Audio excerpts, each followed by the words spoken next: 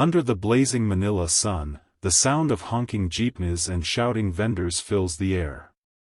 Among the crowd, a young Filipino boy named Rico, only 12, sits beside a dusty wall near Quiapo Market.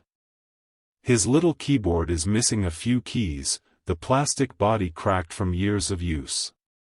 Yet every day, Rico plays it with all his heart.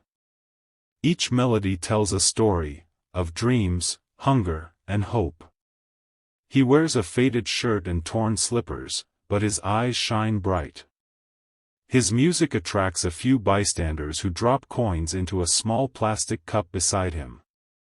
Some smile, others walk past indifferently. But Rico doesn't care. Playing makes him forget his pain, the loneliness since his mother passed away, and the long nights sleeping on cold pavements. One afternoon, a shiny black car stops across the street. From it steps Madame Helena, a wealthy woman dressed in an elegant gown, diamonds sparkling under the sun. Her husband, Carlos, follows behind her. She's in a hurry, but then she hears Rico's music.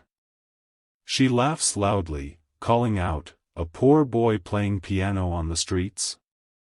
How cute!" The crowd chuckles. Helena smirks, "Tell you what, boy, if you can play a real piano like a professional, I'll adopt you." Her voice is full of sarcasm. Everyone laughs. Rico's small fingers pause on the keys. His expression is calm, not angry, not sad.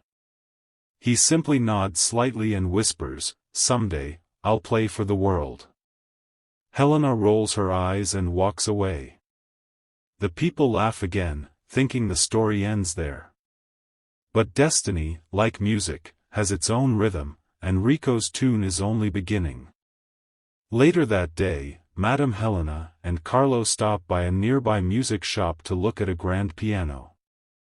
The shining black surface reflects the light beautifully. As she talks to the shop owner, Helena sees Rico standing outside the glass door, staring at the piano like it's made of magic. Her pride takes over, and she calls him in. "Come, boy," she says mockingly. "Didn't you say you could play? Show me." The crowd gathers once more, curious. Rico hesitates, then steps forward. He runs his hand over the smooth surface of the piano, something he's only dreamed of touching.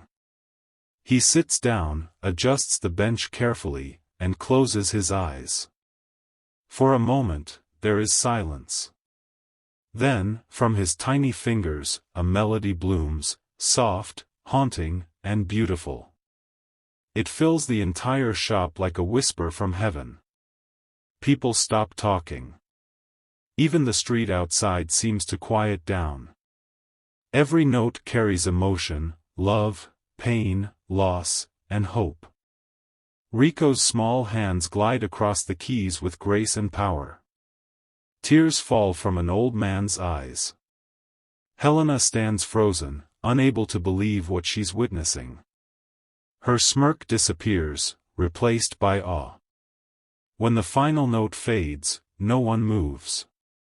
Then suddenly, everyone claps, loud, long, heartfelt. Helena's face turns pale, her husband Carlos nods slowly, deeply touched. Helena whispers softly, how did you learn that?"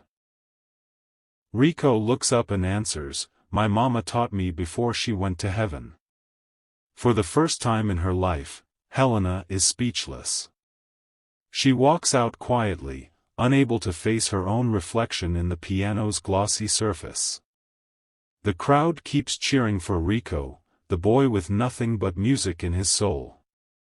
That evening, a young man who recorded Rico's performance uploads it on social media with the title, "Poor Filipino Boy Plays Piano Like a Pro, Must Watch." The video spreads like wildfire. Within hours, millions of people across the Philippines, and soon across the world, are talking about him. News outlets call him the street pianist of Manila. Influencers share his video with captions like, "Talent can come from anywhere." Celebrities and musicians offer to sponsor him. Rico, who once played for coins, is now a symbol of hope. Meanwhile, Madame Helena sits in her luxury apartment, watching the viral clip. Her laughter from that day replays in her mind like an echo she can't escape. Shame fills her heart. Carlos, her husband, tells her quietly, "Maybe this boy was sent to teach us something." A week later, Rico receives an official invitation to perform on Asia's Got Talent. His hands shake as he reads the letter. "Mama," he whispers to the sky, "I'm going to make you proud." Every day after that, Rico practices on a borrowed keyboard from the music shop owner who now treats him like family. Despite hunger and exhaustion, he never gives up.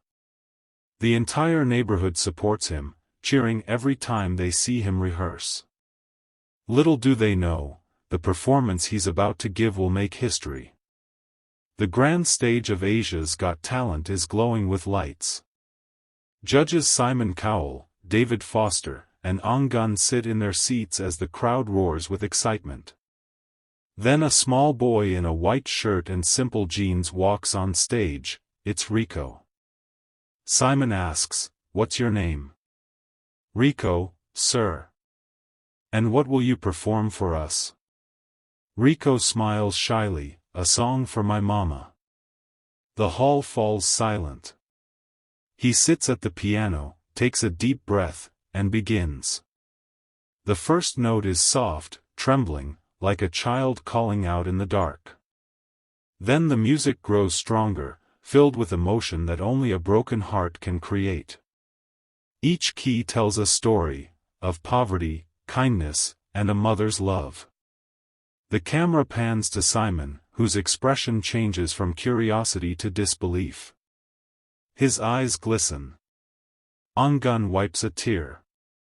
When Rico finishes, there's a moment of stillness, then the entire hall rises for a standing ovation. Simon stands up and says, "Rico, this is what music is meant to be. Pure, honest, and powerful." He reaches forward and hits the golden buzzer. Golden confetti rains from above. Rico covers his face and cries, whispering, "For you, Mama." It's a moment the world will never forget. The next day, the performance trends globally. Simon posts on his social media, "This boy reminded me why I love music. True emotion. True talent."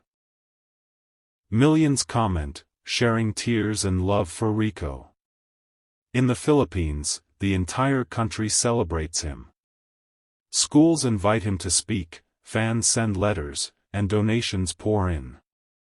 He's given a new piano by a music foundation.